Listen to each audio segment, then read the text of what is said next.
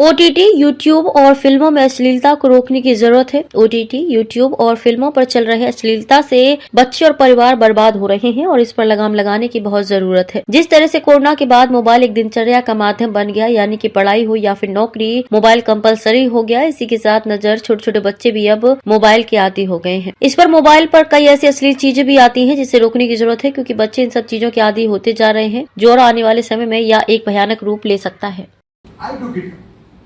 You see, I'll tell you one thing before ending. There's a film called Jism in 2004. It was a very bad film going by the standards in those days. So I was quite worried about it. What will happen to our society? What will happen to our people? What will happen to our children? I was quite worried, you know. So I tried to take it up since then, but I was not finding a way. Then a person who is a man of wisdom, very close to Shri Ravi Shankar ji, I called him. I said, I am fighting for it for the last so many years. There is no response. Then we spoke on this subject for 2 hours, and then we came to the conclusion that we have to link it to rape. If we can prove before people that this is the main instigator of the rapist, then the response from the people will be good. And that is what exactly happened. Ramdev Swami tweeted last year that विपक्ष परोसो और पैसा कमाओ, ये जो lobby है इसके सामने देश एक हो और इनको शिक्षा करे। श्री माहौकर के अभियान को पूर्ण रूप से सपोर्ट करता हूं। He had tweeted last year, and in fact everybody is in agreement. It's only a question of taking it up in the right way. अच्छे लोगों से बात की, सबने कहा कि ये बिल्कुल पर्याप्त है, ये बिल्कुल there is a war being waged against the nation. उसके सामने देशद्रोही प्रवृत्ति ही इसको जाहिर करना चाहिए एक, और रेप इंड्यूसिंग प्रवृत्ति के रूप में जाहिर करना चाहिए। दो, दूसरा हमने कहा कि जब तक ये लॉ नहीं बनता, एनेक्ट नहीं होता, तो एक चीज तो हो सकती है, वो है आईटी एक्ट के अंदर अमेंड करके ये सभी जो मटेरियल है वो एक ग्रुप में कर दिया जाए, और वो ग्रुप की जो एक्सेसिबिलिटी है वो आधार कार्ड और फिंगरप्रिंट से की जाए।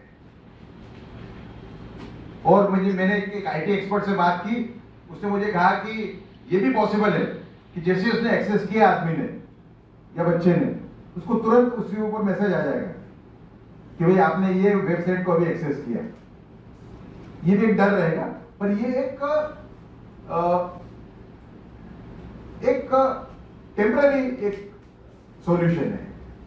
लॉन्ग टर्म सॉल्यूशन तो वही है जो मैंने कहा, लॉ ऑफ एथिक्स कोड, जिसमें 10 से 20 साल की सजा हो, 3 साल तक बेल न मिले, 4 महीने में समरी ट्रायल हो, और जो सामग्री डाली है बनाने वालों ने और डिस्ट्रीब्यूशन करने वालों ने, वो उनको विड्रॉ करनी पड़ेगी, और वो विड्रॉ नहीं करते तो भी वो जेल में जाएंगे। ये इसका उपाय है। दूसरा, कई लोग ऐसा मानते हैं कि कैसे पॉसिबल है। मैं मानता हूं कि अगर आपका लक्ष्य सात्विक है, उसके लिए लड़ने वाले लोग सात्विक हैं, तो वो लक्ष्य को सफल होना ही है। और दूसरा, अगर गल्फ की countries, Muslim countries, south Korea, Singapore इसको अगर रोक सकते हैं तो हम क्यों नहीं रोक सकते। हमसे इनसे प्रेरित होके, आपको मालूम नहीं होगा कि 700 ऐप फूट निकले हैं। 700 apps have exploded in the last 3 years, जो दिन रात ये फिल्म, इस टाइप की फिल्में दिखा रहे हैं, इंसेस्ट बेस्ड सेक्स की। और परिस्थिति इसमें जो सेल्फ रेगुलेशन है ओटीटी के अंदर, उसके अंदर हमने कंप्लेंट भी की। इसके अंदर हमने कंप्लेंट की, उसका हम रास्ता देखते हैं क्या वो लोग डिसीजन लेते हैं। हमने एक फिल्म को लेके कंप्लेंट भी की, लेकिन रोज ये परोसा जा रहा है, सेमी पॉर्न है, लेकिन सब में ज्यादा जो ये फैमिली के अंदर के जो रिलेशन जो बिगाड़ने का जो पूरा एक कॉन्स्पिरेसी है, वो बड़ी खतरनाक है। आप सोचिए कि एक 17-18 साल का बच्चा अगर सिटी में रहने आता है, एक पेइंग गेस्ट के रूप में घर में रहता है, वहां पे एक लैंड लेडी है जिसको माँ या बहन के स्वरूप में देखता है। लेकिन अगर वो इस टाइप की फिल्म में देखेगा, उसके मन में क्या विचार आएंगे, इसकी कल्पना ही आप कर सकते हैं। तो परिस्थिति गंभीर है। हमें इसमें काफी सपोर्ट प्राप्त है। इसमें रामदेव स्वामी का सपोर्ट है हमको, श्री रविशंकर जी का सपोर्ट है, अवधेशानंद जी का सपोर्ट है, जूनागढ़ के महामंडलेश्वर, बड़े बड़े संतों का हमको सपोर्ट है इसके अंदर। हमने सरकार को भी अप्रोच किया है, लॉ ऑफ एथिक्स कोड के लेके हमने जो हमारे लॉ मिनिस्टर हैं अर्जुन राम जी मेघवाल, उनको एक मेमोरेंडम दिया है। हमने हम अनुराग जी ठाकुर को मिले हैं, हम राजनाथ सिंह जी को मिले हैं। तो दूसरा कि इसके हमने दो घटक बनाए हैं, दो वर्टिकल बनाए हैं। Our immunity system has collapsed. So, because I follow Savarkar, I had thinking, no, I should do it. Because Savarkar was perhaps the true nation first. In 1937, Achyutrao Patwardhan and S.M. Joshi to join Congress, saying that Congress will get a lot of strength if you come. Savarkar refused. Had he joined Congress at that time, he could have become a great leader. But he told these people, the people who had invited him, to here, Congress is indulging in Muslim appeasement at the cost of Hindu rights. Doing this in Bharatvarsh, Gita का श्लोक है। हमने ये तय किया है, हम लड़ाई लड़ेंगे बिल्कुल संविधान में रहेंगे, लेकिन लड़ाई होगी गंडासे वाली, कुआड़ी वाली लड़ाई होगी, क्योंकि इनको एक तरीके से खून जो है वो शेर मानव खून चाक चुका है। उसको मालूम है कि हम सस्ता परोसेंगे और पैसा कमाएंगे। इसलिए हमें एकजुट होके, पूरे देश को एकजुट होके, तो हमारा जो ध्येय है वो ये है कि ये परवर्टेड कंटेंट मेकर से विभत्स पिक्चर परोसने वालों के सामने देश एक हो और उनको संवैधानिक वे में उनकी शिक्षा करें, उनका विरोध करें, उनकी शिक्षा करें। शर्मा, आप जेम्स ऑफ बॉलीवुड, जो ये ऑडियो विजुअल वर्ल्ड की जो गंदगी है बॉलीवुड सहित, उसको एक्सपोज करने का समय बड़ा काम किया इन्होंने, और इसका बहुत महत्व है। आप देखिए, सनी लियोन पॉर्न एक्ट्रेस थी, ठीक है, बॉलीवुड ने उसको जगह देके लेजिटिमेसी दे दी। अभी 10 दिन पहले एक ऐड आई है जिसके अंदर जॉनी सिंस नाम का एक बहुत फेमस पॉर्न एक्टर है, वो तो समझो तो कपड़े पहनता ही नहीं, उसको एक ऐड में लिया है। उसके ऐड के अंदर क्या नाम एक्टर, रणवीर सिंह उनके साथ में है। तो बॉलीवुड जो मेन स्ट्रीम बॉलीवुड है वो भी इसके लिए रिस्पॉन्सिबल है। अगर जिस तरीके से, अच्छा, आज तक कभी आपने सुना कि बॉलीवुड ने इस गंदगी के खिलाफ ने बोला हो? एक आध कोई स्टार ने बोला होगा, बाकी कोई ने नहीं बोला आज तक। ये सब मटेरियल अहमदाबाद और दिल्ली, बंबई और दिल्ली में ही बन रहा है। दोनों हाथों से सपोर्ट करें, क्योंकि ये देश को बचाने की लड़ाई है। अगर हम ये जो इसको मैं असुरी ताकत बोलता हूं, ये असुरी ताकत को हमने परास्त नहीं किया तो हम महान देश नहीं बन सकते, हम विश्व गुरु नहीं बन सकते। और अगर हम विश्व गुरु नहीं बनते हैं तो मानव जाति का भी बहुत बड़ा नुकसान है। अब देखिए अभी परिस्थिति क्या है, यूक्रेन और रशिया के बीच में 2 साल हो गए तो भी युद्ध थम नहीं रहा। हमस और इजराइल के बीच में जो परिस्थिति है, हमस ने जो किया वो तो जानते हैं अपन, बाद में इजराइल बॉम्बिंग कर रहा है। कम से कम 10,000 बच्चे मर चुके हैं उस बॉम्बिंग के अंदर पैलेस्टाइन के। कोई भी ऐसी शक्ति नहीं है कि दोनों साइड से बात करे। आवाजें आ रही हैं, ऐसा नहीं कि ये युद्ध बंद हो, इसके लॉ के लिए लड़ना हो, डेमोन्स्ट्रेशन हो, केस हो, पुलिस केस हो।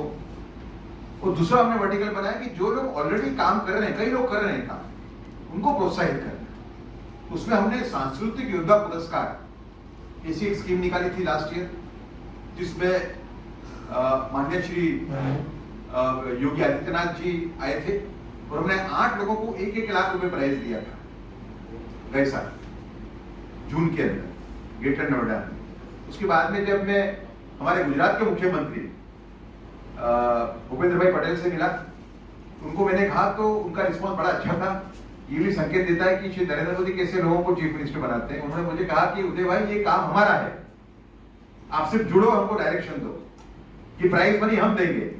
एक कार्यक्रम हमारा अहमदाबाद में हो गया, 8 जनों को हमने अहमदाबाद में सरकार ने 1-1 लाख रुपए दिए को बढ़ावा देने का और देशद्रोह का चार्ज लगेगा। और प्रियम्बल में वो कानून ये कहेगा कि जो नुकसान विदेशी आक्रमणकारों ने नहीं किया भारत को, उससे भी बड़ा नुकसान तुम लोग कर रहे हो। और उस पर ये धाराएं लगेंगी और उसके अंदर 10 से 20 साल की सजा होगी, 3 साल के लिए बेल नहीं होगी, 4 महीने में समरी ट्रायल होगी, बर्डन ऑफ प्रूफ जैसे 498A के अंदर आरोपित भी होता है, ऐसा आरोपित भी होगा। और जो सामग्री इन्होंने मार्केट में डाली है उसको विड्रॉ करना पड़ेगा टाइम बाउंड लिमिट के अंदर। अगर वो नहीं करते तो भी वो जेल में जाएंगे। कोई कहेगा कि ये बहुत कठोर कदम है। उनको आर्गुमेंट 5 मिनट के बाद उसने एडमिट कर दिया कि मैं रोज रात को पोर्नोग्राफी और इस टाइप की फिल्में देखती हूँ, रात को 12 से 2 बजे तक, और सुबह थक जाती। परिस्थिति करती है।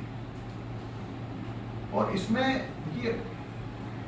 रोल पेरेंट्स का भी है, टीचर का भी है और सरकार का भी है, हमारा सबका रोल है इसके। बच्चे क्या देख रहे हैं? अगर छोटे बच्चे को आप मोबाइल दे रहे हो, पेरेंटल कंट्रोल नाम का उसमें एक डिवाइस आता है, उसको आप अगर ऑन कर दोगे तो वो नहीं देख नहीं पाएगा। तो सबको इसमें जुड़ने की, इस मूवमेंट में जुड़ने की आवश्यकता है। लेकिन इसका फाइनल उपाय क्या है? तो हम डिमांड कर रहे हैं लॉ ऑफ एथिक्स कोड। एक लॉ ऑफ एथिक्स कोड बने जो तय करे मर्यादा। हर एक ऑडियोविजुअल फिल्म में, वो OTT हो, सोशल मीडिया हो, एडवर्टाइजमेंट हो, मर्यादा तय करे सीन की, थीम की, कपड़ों की और भाषा की। और उसका उल्लंघन अगर producer, director, actor, actress, the rapist, the main instigator is pornography and sexually perverted content without exception, ये शब्द उसने उपयोग किया है। तो जो लोग इस टाइप का मटेरियल परोस रहे हैं वो एक तरीके से देश की संस्कृति को निपटाने का काम कर रहे हैं और देश को सांस्कृतिक रूप से कंगाल बनाने का काम कर रहे हैं। तो इस उद्देश्य से देखिए, मैं एक नामांकित लेखक रह चुका हूं। श्री नरेंद्र मोदी पे जो मेरी 2 किताबें हैं काफी अच्छी मानी जाती हैं। सावरकर जी के ऊपर जो किताब है वो भी मेरी बहुत अच्छी मानी जाती है। सावरकर, वीर सावरकर जो भारत का विभाजन रोक सकते थे। मैं सेंट्रल इंफॉर्मेशन कमिश्नर था अभी 3 महीने तक पहले तक। लेकिन मुझे ये आवश्यकता क्यों पड़ी? मुझे ये लगता है कि मेरा देश एक बहुत बड़ी क्राइसिस से गुजर रहा है और इसमें देखिए लोग सरकार की गलतियां निकालते हैं, ठीक है, लेकिन इसमें सबका रोल है। सरकार ने भी अभी एक ब्रॉडकास्टिंग रेगुलेशन बिल लाया है। ऐसा नहीं कि सरकार जागरूक नहीं है। आज से 2014 के पहले जो विभत्स एडवर्टाइजमेंट आती थी टीवी पे, उसमें काफी कटौती हुई है अगर आप देखोगे। सरकार का डायरेक्शन बराबर है, लेकिन मुद्दा ये है कि जैसे 2011 के अंदर एक एंटी करप्शन मूवमेंट के अंदर पब्लिक जुड़ी थी, वैसे इस मूवमेंट के साथ भी हम चाहते हैं कि पब्लिक जुड़े, ये समझ के कि देखिए स्कूल के अंदर हम प्रतिज्ञा करते थे पहले, आज भी जो पुस्तक है उसमें लिखी हुई आती है कि सभी भारतीय मेरे भाई बहन हैं। तो हमें ये संवेदना होना चाहिए कि हमारे भाई और बहन बिगड़ रहे हैं। तो देश और भाई बहन की बात छोड़ दो, आपका खुद का लड़का सुरक्षित नहीं है, लड़की सुरक्षित नहीं, ये परिस्थिति है। अभी मेरे घर पे एक राज परिवार के एक व्यक्ति आए थे, उनकी रानी के साथ में, महारानी के साथ में। तो मैंने उनसे बात की कि भाई मैंने मूवमेंट लॉन्च किया है और आप इसको सपोर्ट करें। तो उन्होंने एक इंसिडेंट मुझे बताया। उन्होंने कहा कि मैं एक स्कूल चलाती हूँ, उस स्कूल के अंदर मेरी दोस्त की एक बेटी पढ़ती है। मेरे दोस्त का एक दिन सुबह फोन आया कि मेरी बेटी जब रूम में से बाहर निकलती है बिल्कुल थक गई होती है। तो जब मैं इसको पूछती हूँ कि बेटा चलो कोई प्रॉब्लम है, तू बीमार है? तो बोली नहीं, मैं ठीक हूँ, पर मैं चिंतित हूँ। तो मैं क्या करूँ महारानी साहब? बोले एक काम करो, आप रात को इसको आपने अलग रूम दिया? बोले हाँ। क्या ये रूम बंद करती है रात को? बोले हाँ। बोले एक काम करो, आप रात को इसको एक खिड़की का एक दरवाजा खुला रखो, एक पर्दे का, उसमें देखो क्या करती है। तो उन्होंने जब 11:30 के बाद में देखा तो उस बेटी ने सिर पे चादर डाल रखी थी, सब लाइट बंद थी और वो कुछ देख रही थी फोन के। सुबह फिर से फोन किया महारानी साहब ने कि मैंने इतना देखा, और रात को ये करीबन 1.5-2 घंटे तक देख रही। तो उन्होंने कहा कि मेरा शक सही है, अब आप इसको खोलो, कि रूम खोलो और बताओ कि क्या देख रहे थे, आपको ये सही बात नहीं बताई। आप सबका स्वागत है। मैं थोड़ा सा आपको जेंट्स ऑफ बॉलीवुड के बारे में बताना चाहूँगी अपनी बात। ये एक मूवमेंट है जिसको 3 साल से हम चला रहे हैं। हमारा पब्लिशिंग प्लेटफॉर्म ट्विटर पर है। दरअसल हम बॉलीवुड के ही क्लिप्स निकाल कर उसको हम बताते हैं कि दरअसल वो दिखा क्या रहे हैं, क्योंकि जब पीछे म्यूजिक, स्पेशल इफेक्ट्स ऐड हो जाते हैं तो हम एक तरीके से अपना विवेक खो देते हैं और हम जज नहीं कर पाते कि हमको दिखाया क्या जा रहा है। मैं आपको कुछ एग्जांपल देती हूँ। जैसे हमारी शादियों में, यहाँ पे भी आपके यहाँ जो शादियाँ होती होंगी, फंक्शंस होते होंगे, उसमें बॉलीवुड के खूब गाने बजते होंगे। बल्कि मैं तो ये कहूँगी कि इन गानों के अलावा आजकल फंक्शंस होते ही नहीं है, त्योहारों पे भी बहुत बजते हैं। लेकिन बहुत सारे गाने ऐसे होते हैं कि अगर आप उन पे शब्दों पर ध्यान दें और पीछे से म्यूजिक हटाकर, तो आप शॉक्ड रह जाएंगे कि ये चल क्या रहा है। बहुत सारे गाने ऐसे हैं जिसमें लड़कियों को माल बोला गया है और ये खूब आराम से बजते हैं। बहुत सालों से 90 से कुछ ज्यादा शुरू हो गया था, जैसे कमसिन कली। कमसिन कली क्या होता है? Adolescent girl. उसके ऊपर बहुत रोमांटिक गाने बनाए जाते थे। दरअसल वो रोमांस को नहीं बोल सकते हम उसको, वो बिल्कुल विशुद्ध मोलेस्टेशन और यंग एज, अंडर एज लड़कियों के का सेक्सुअलाइजेशन करने वाले वो गाने थे। हमने कभी शायद ध्यान भी नहीं दिया उन शब्दों पे। 16 साल की लड़की, जैसे धीरे धीरे चलना, 16 साल है, खाए क्या चाल है, ये आपने भी सब सुना होगा। अब क्योंकि म्यूजिक पीछे बज जाता था, हम ध्यान नहीं देते थे कि ये है क्या। लेकिन आप सोचिए कि 16 साल की लड़की और उसके आसपास लड़कों पर उसकी क्या मानसिकता पर, उस पर क्या प्रभाव पड़ रहा है। दरअसल वो सिर्फ उसे एक सेक्सुअलाइज्ड ऑब्जेक्ट की तरीके से ही देखेगा। ये बहुत साल चला है सोसाइटी में, और इतना कि ये बहुत नॉर्मलाइज हो गया। उसके बाद एक पूरा एरा आया आइटम सॉन्ग्स का। आइटम सॉन्ग जिसमें कुछ भी उलझुल कैसे भी शब्द, चाहे कोई अपने आप को कोई नीट का पीस बता रही है, खुद ही कोई लड़की, और कह रही है काले सैया फेविकॉल से, कहीं कोई अपने आप को बेसिकली इसी टाइप के बहुत सारे शब्द। आप सबको तो पता ही आइटम सॉन्ग का जो पूरा कल्चर रहा है बॉलीवुड में, ये बहुत नॉर्मलाइज हो गया। और हम अब उसके खिलाफ एक्चुअली मुझे लगता है कभी कोई सीरियस प्रोटेस्ट हुआ भी नहीं, क्योंकि शायद कभी किसी ने ध्यान भी नहीं दिया। और धीरे धीरे ये सब हमारे घरों में बहुत ज्यादा घुस गए। जैसे मैंने कहा, हमारे त्योहारों से लेकर, हमारे फंक्शन से लेकर, हमारी शादियों से, सब जगह ये बजते हैं। आज जब रेस्टोरेंट में जाते हैं तो भी आपको यही सॉन्ग बजते हुए दिखाई देते हैं। इसी बीच में एक गाना आपको शायद पता होगा कि हनी सिंह का भी एक बहुत गाना आया था। हालांकि उन्होंने इनकार कराया कि उनका गाना था, पर वो विशुद्ध एकदम बलात्कार को ग्लोरीफाई करने वाला सॉन्ग आया था। अभी एक और कल्चर चल पड़ा है। आपने कुछ हाल ही में फिल्में देखी होंगी, फाइटर भी देखी होगी दीपिका पादुकोण की, या इस तरीके की बहुत ज्यादा मैं कहूँगी रिवीलिंग क्लोथ्स, इन सब का भी बहुत ज्यादा चलन हो गया है। खैर, मेरा कहने का मतलब है, जेंट्स ऑफ बॉलीवुड ने हम ये सब क्लिप्स दिखाकर हमने इनको दिखाया है कि दरअसल इनकी मंशा क्या है, इनका एजेंडा खास तौर से लड़कियों के अगेंस्ट क्या रहता है। इसी का एक एक्सटेंशन है ओटीटी प्लेटफॉर्म पे हमारा रीसेंट काम। तो हम ये जो पूरी लड़ाई है, दरअसल उदय जी का जो मिशन है ये बहुत इंपॉर्टेंट है, save culture save Bharat foundation. मैं मानती हूँ कि इससे पहले कभी किसी ने ये जो सब्जेक्ट है sexualization of undergirls and promotion of rape and glorification of all these things, इससे पहले कभी सीरियस रूप में हुआ है। लेकिन जैसे ऑल्ट बालाजी, और देखिए ऑल्ट बालाजी का नाम ही बालाजी भगवान के ऊपर है। उसमें एक सीरीज है XXX, उसी का एक सीन है जिसमें उदय जी ने भी मेंशन किया। सीन कुछ ऐसा है कि एक आदमी जैसे घर में एंटर करता है तो 3 महिलाएं खड़ी हैं उसके सामने।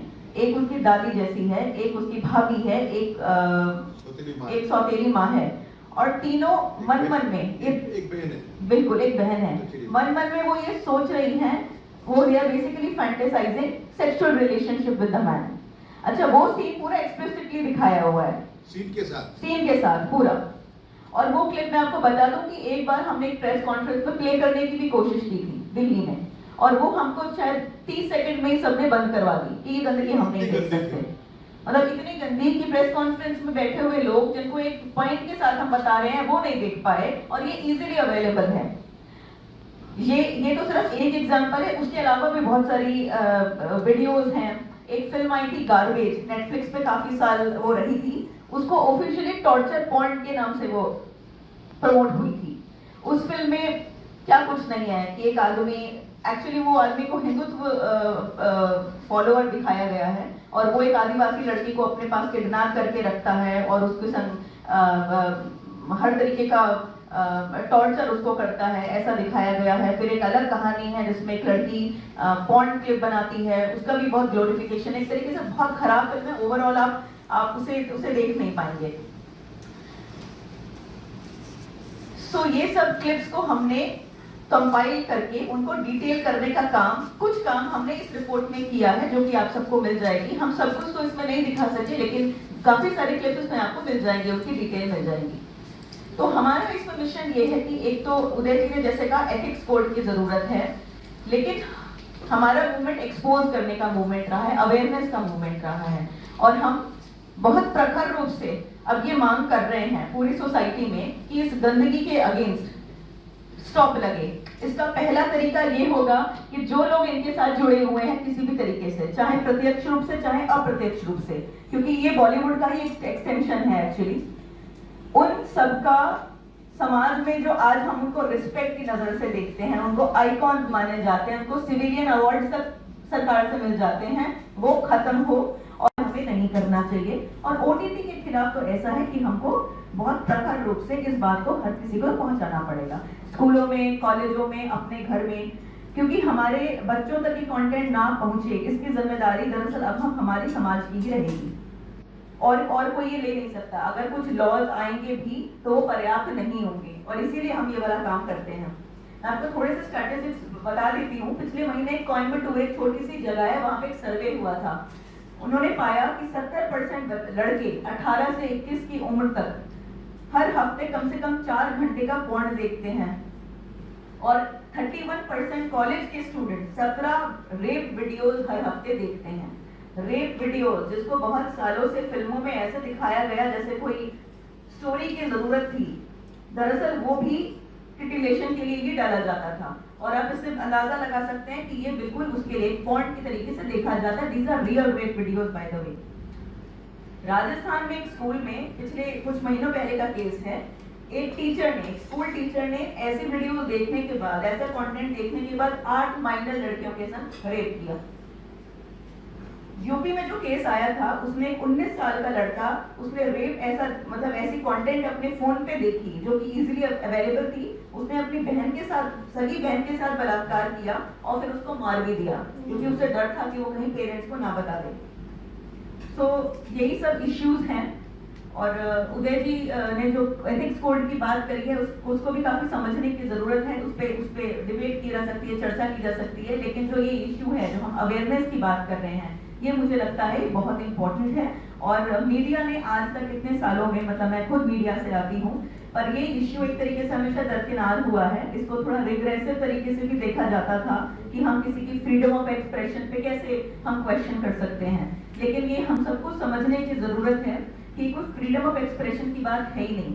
दरअसल ये क्योंकि एक लूप होल है, टेक्निकल लूप होल है ना, क्योंकि फोन जो होता है, जब हम मोबाइल, एक बात बताइए, क्या 18 साल से कम के बच्चे को मोबाइल सिम कार्ड मिलता है? नहीं मिलता, आपको अपना आइडेंटिटी डॉक्यूमेंट दिखाना पड़ता है।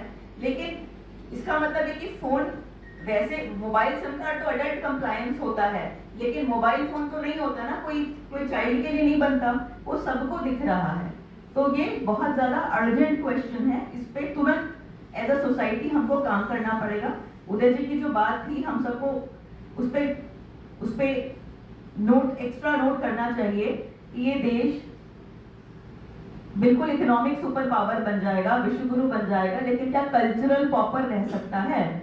तो मुझे ऐसा लगता है कि जहां पर इतने वीक माइंड्स अभी भी हैं, जिनको ज्यादा विवेक नहीं है समझने का कि क्या सही क्या गलत, उसमें ऐसी चीजें परोसे जाएंगी तो देखिए क्या हाल होगा। और हाल दिख भी रहा है, मतलब मुंबई एक बहुत सेफ सिटी है, बहुत अच्छी बात है, लेकिन आपको भी पता है कि देश के अन्य जगहों पर वहां पर क्या हाल है। आपको पता है कि 6 बजे के बाद यहाँ लड़की नहीं जा सकती बाहर, या फिर आजकल तो लड़के भी सुरक्षित नहीं है, आपको पता ही होगा, आप खबरें देखते होंगे।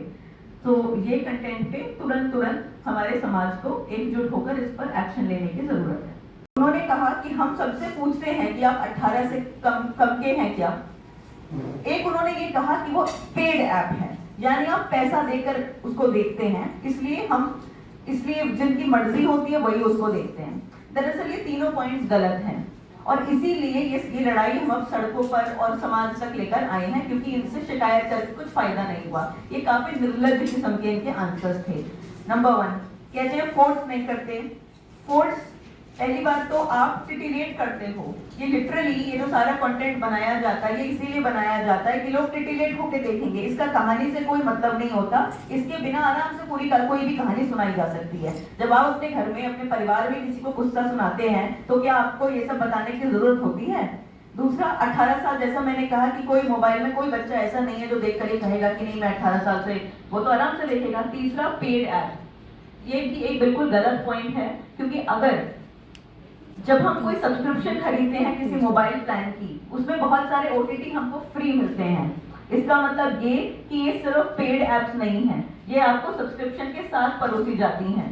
क्योंकि ये बात सच है कि अगर ये सिर्फ पेड ऐप होती तो इतनी नहीं चलती। दरअसल ये थोपी जा रही है, हम बढ़ाते हैं उसको, हम खत्म करें, हम उसके खिलाफ आवाज उठाएं कि ये हमारे समाज के आइकॉन्स नहीं हो सकते।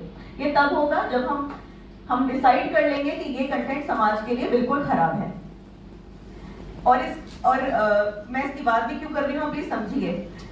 जब फिल्मों के ऊपर रेगुलेशन आया तब ऐसा था कि ब्रिटिश काल के टाइम पर बना था, तब एक सिनेमा हॉल जहां पर पिक्चर दिखाई जाती थी, वहां पर एक गेटकीपर खड़ा होता था, वो चेक करता था कि आप किस उम्र के हैं, आप इस फिल्म को देखने लायक हैं कि नहीं।